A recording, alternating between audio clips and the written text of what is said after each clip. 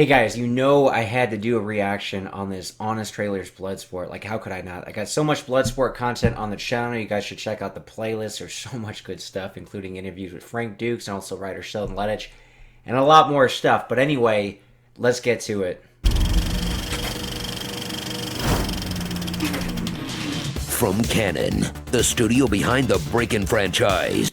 Okay, so the first thing I want to point out, this is not the Breakin' franchise. This is actually a movie called Beat Street. I only know that because my buddy, the current owner of Canon Films, pointed that out to me. He's like, this guy doesn't even know what clips to use. He's using the wrong clips. Obviously, Beat Street was another dance film, but this is not part of the Breakin' franchise. So whoever put this together, I don't think most people probably caught that. The Courtney Cox He-Man movie. And the Ninja Cinematic Extended Universe. Man, Canon really put out some gold back in the day, right? With all the great ninja stuff. I even did interviews with Stephen Lambert, who played the Silver Mask Ninja in Revenge of the Ninja. Cool stories there. Now, as far as like Canon, don't you guys miss Canon? And the Ninja Cinematic Extended Universe comes a film based on the completely made-up fantasy of a con artist named Frank Dux. Oh, man. You'd almost think like Don Wilson would have written that, right? Feel it's a con. It's a con job. And he's successful at it. And it's awesome. This is exactly how I lie about myself, too. So, yeah, the film is awesome. As far as like these records on Bloodsport, I think a lot of us question that. Even when we were kids, I remember watching that back in the day, and I kind of questioned that, because it was always marketed as a true story. But funny enough, I literally asked Frank Dux about this. Still holds 4 world records, fastest knockout, fastest punch, fastest kick, most consecutive knockouts in a single tournament, 56. So just a simple question. Is this actually true, or was that something the producer wanted to put on the film? Bloodsport. Back in the 80s, Arnold and Sly had the guns. Seagal had the chops. But only Jean-Claude Van Damme had the cakes. Man, all those guys had something really going on. There's a reason why I put those 4 guys, Arnold, Stallone, Van Damme, and Seagal, on the Mount Rushmore of action. I mean, that's what it was all about in those movies back in the day, man. Suit up for what may not be his first credited role, but it's the first time he'll play a martial arts master from America? You're not even trying to understand what this means to us, are you? Well, he played a martial arts master in No Retreat, No Surrender. I mean, he wasn't from America, he was from Russia, but he played a martial arts master also in that Monaco Forever. He was just a gay martial arts master. Not that there's anything wrong with that. With the loosest hamstrings in the West. That hurts me just looking at it. Great for rocking the splits, bad for keeping the beat. Man, there was really a charm about the 80s, wasn't there? Just the movies, the music, the style, everything. Something just very fun and magical about that period, right? Wrong. Wow! that is too much! Oh, and this is actually really cool trivia. So this is actually one of the few films where they actually filmed scenes inside Kowloon City before its destruction. Journey to Hong Kong, home of the top secret underground fighting tournament known as the Kumite. Tomorrow, we leave for the Kumite. I heard you can get killed at that Kumite. Like I said, a top secret... You two are here for the Kumite, aren't you? Why is it that no one will talk about the Kumite? And you can see me fight at the Kumite. I'm here too for the Kumite. A top secret underground... This is the biggest Kumite ever. We all know that the Kumite is happening here in Hong Kong. Kumite Express leaves in 5 minutes. A top secret underground... Someday, I'll fight in the Kumite and make my father proud. Okay, forget it. A deadly martial arts competition. That's actually pretty funny. And the big joke is, a lot of people will point out with Frank Dux, if it's such a secret tournament and nobody's supposed to talk about it, no one else has come forward. Like, why is he the only one talking about it? Why did he make a movie, etc.? Well, I mean, according to Frank, he was actually the only one given permission, right? And I think Black Belt Magazine really wanted to get that story and kept pressing him. Anyway, there's a lot more to that. You gotta check out the interview I did with Frank. A well-known fighting tournament with its own event staff, flag team, and co-sponsors. International Fighting Arts Association as co-sponsor. Where did he get all the fighting experience to win this event in the first place? Any fighting experience. Did he win the Battle of Atlanta? Because that was around. Did he win the U.S. Open? This is not tennis. That was around. I'm saying in America. Did he go to Diamond Nationals in Texas? Did he fight any point tournaments? No. Okay, did he fight any kickboxing matches? Any amateur kickboxing? Win any titles? No. Did he fight in any professional kickboxing match? No. Where did he get all the great fight knowledge to be this great fighter that knocked out all these people? He says Senzo Tanaka is his shidoshi. There, he'll have to navigate a single sketchy alleyway, evade police more easy to fool than an enter your birthday pop-up. I'm sure you guys have seen it by now, but that literally ended up becoming like the perfect and best Mentos commercial ever. Mentos, the fresh maker.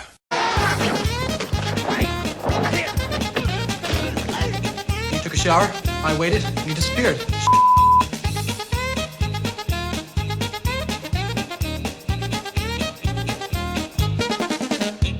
Okay, Frank, you win. Oh, and then like everything about this film though, like the song that they play, right, during that whole chase sequence, Still at Night, I mean, that's just like a feel-good music.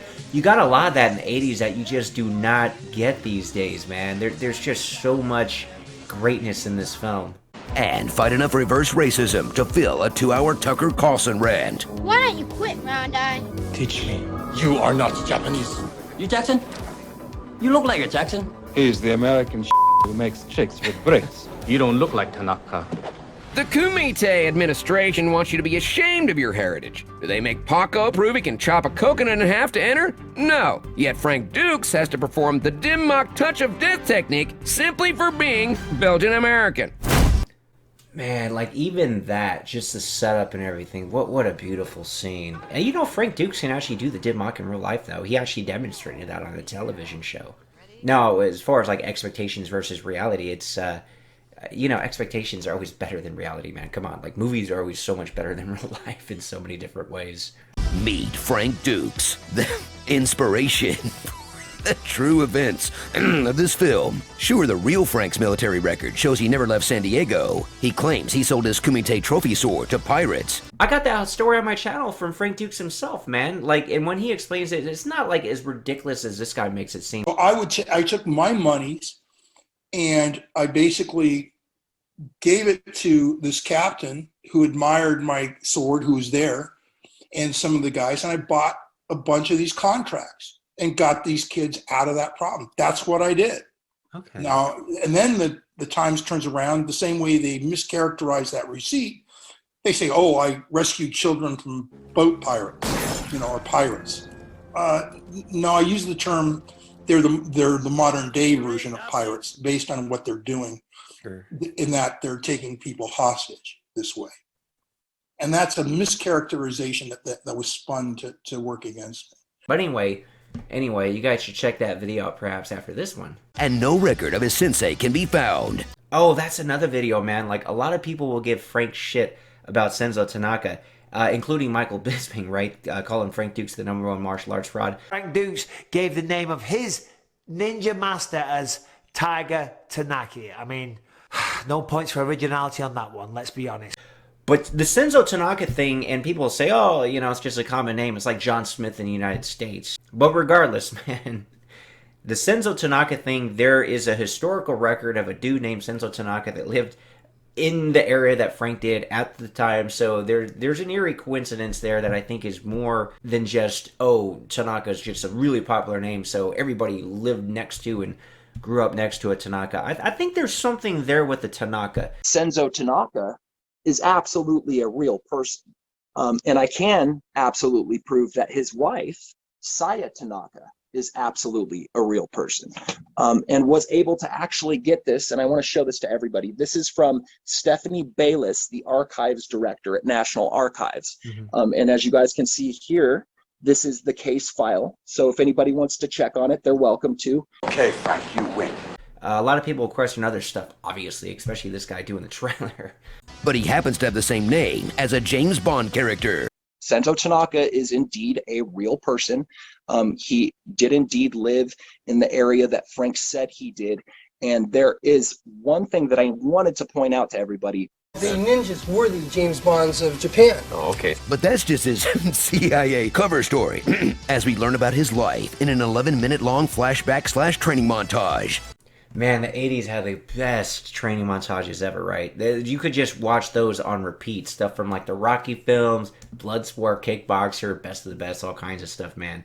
I really miss that era and those kind of films. That Frank wasn't always a Hitman Ninja who secretly won the Medal of Honor. No, he wasn't always a secret Hitman Ninja. In fact, there was a brief stint where he was an actor, for example, in Firefight. Sheldon Lennox, his first directed film that Frank Dux actually helped produce. I didn't want to be in it. And then, obviously, their friendship, Sheldon and Frank, they would go on to make Bloodsport, work together on Lionheart, and Only the Strong. And then when they got to The Quest, there was something happened that was related to a lawsuit, and basically Van Damme, Sheldon Lennox, and Frank Dux pretty much just, went their separate ways, unfortunately. But you can read all about that in Sheldon Lennox's book From Vietnam to Van Damme. That is a really, really good book. Imagine if those guys kept making movies together, man. 90s would have been even more insane, in my opinion. He was once an extremely slow boy who got beat up by children and was too dumb to know the San Francisco Giants and New York Giants were different teams. Go Sports. However, under the highly erotic tutelage of the Tanakas, he'll transform into a shredded kicking machine to honor his master or avenge the dude he just met. Whatever. Yeah, that's such a great bromance and a good point in the script, man, because Chong Lee was bad enough, but making it more personal actually does help.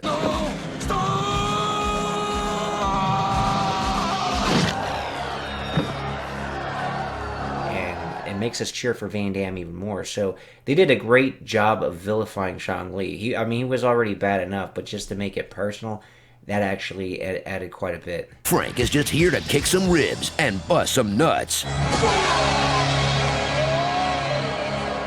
Along for the ride are unforgettable side characters, like Janice, the love interest and traitor, because when you only have one woman in your movie, they have to play both. Ray, the other love interest. If you ever need me, I'll be there. I love you, my friend. A great bromance, man. The movie had it all. And waiting at the end of it all is legendary villain Chong Lee, a fighter who already has his try again pose ready for his Street Fighter character, who's so evil he tastes his own blood. Ah yes, still evil. Good. Haunts Frank's nightmares like a raptor on an airplane.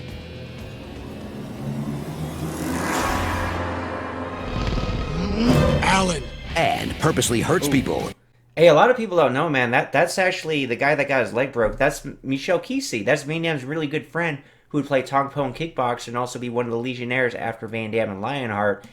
And then, there's a very interesting history and story behind Michel Kesey, a.k.a. Muhammad Kesey, and Van Damme, where they both basically came to America with a dream and nothing else. And Michel Kesey really kind of pushed Van Damme, really believed in him. It took like a good 6 years of struggle. But those guys, wow, man, they really did something. So I do plan to have Michel Kesey on as a future guest, and that's going to be a beyond amazing interview. And I'm going to get some stuff out of him that he hasn't shared anywhere else. So stay tuned for that. But as far as like why they kind of had a rift, it happened around the time of Lionheart, and I did a video where you guys could check that out. It was Sheldon Lennox knew the story. Obviously, Sheldon Lennox was directing and writing Lionheart, so he kind of knows why those guys had a falling out. But the good news is they're back together, so they're friends again, which is good. In this no-holds-barred hurting people tournament.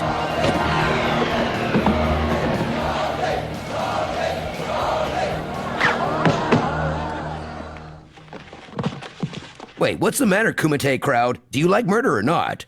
Enjoy 90 action-packed minutes that let the fighting styles define the characters. Lets the crazy faces do the acting. Yeah, as far as like the crazy faces doing the acting, there's so much intensity in there. I actually made a video called this trailer reaction that's just basically plugging all my videos, man. But again, you guys should check them out if you're into this stuff, man. I dug deep into this. I literally have a playlist that is all Bloodsport. It's filled with so much greatness, which I'll talk about even more in a minute. But anyway, the Van Damme scene, One of the greatest cinematic moments in history, in my opinion. I explain why. There's just so much involved there. And yeah, it's just burned in so many of our memories for a reason. As far as like all the different fighting styles, this is almost like a precursor, obviously, to the UFC as well as Mortal Kombat.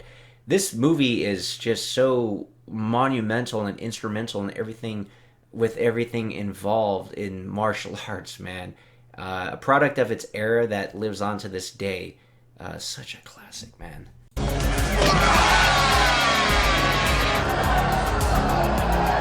And let's the sweet, sweet music set the mood.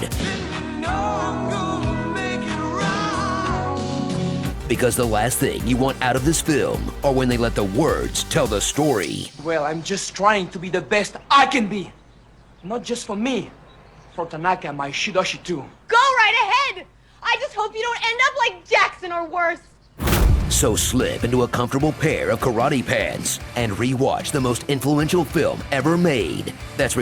I agree with that, actually.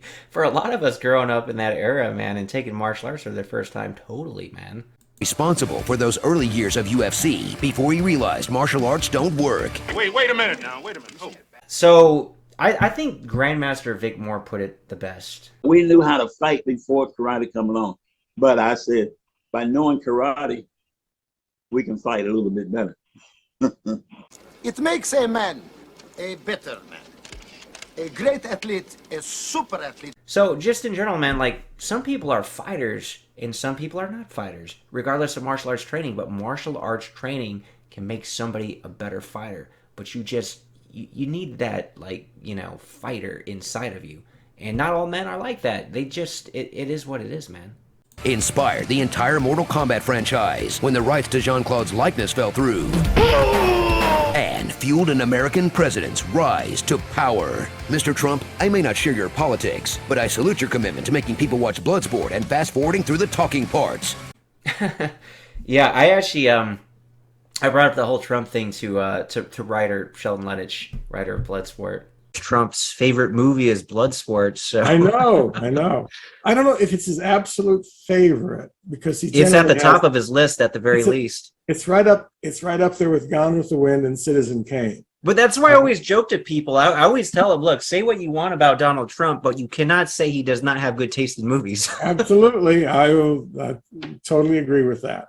USA Kumite. USA Kumite. Starring Damn Yankee, Yeet Fighter, Undercover Bother, Ghost Dog Origin. That's so cool that you had a young Forrest Whitaker in that, man. He went on to like really big and great things, but it's so cool that he was even in this movie. And I think they're actually still friends, man. Sword Art Offline, Apex Predator, Blanca, and these guys with one or two small moments, but boy do they make them count.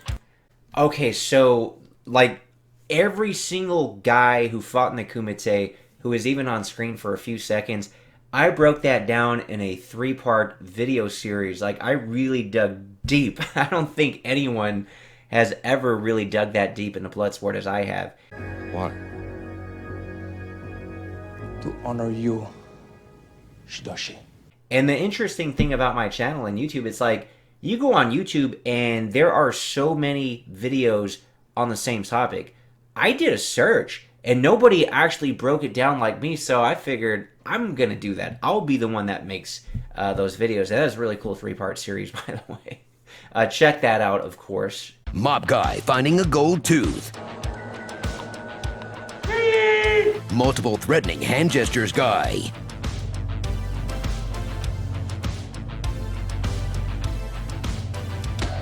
Alleyway laughing guy. Kid cheering on some bullies in a Bartles and James wine cooler shirt. And OK USA guy. Okay, USA.